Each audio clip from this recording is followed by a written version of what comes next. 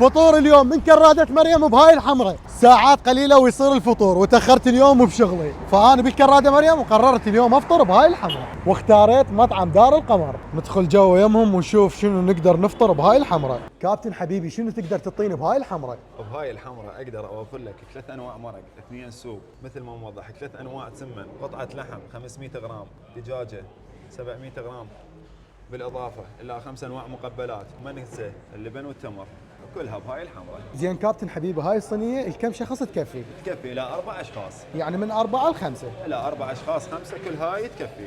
عاشت ايدك. وهسه صار الفطور ونقول بسم الله، اللهم لك صمت وعلى رزقك افطرت.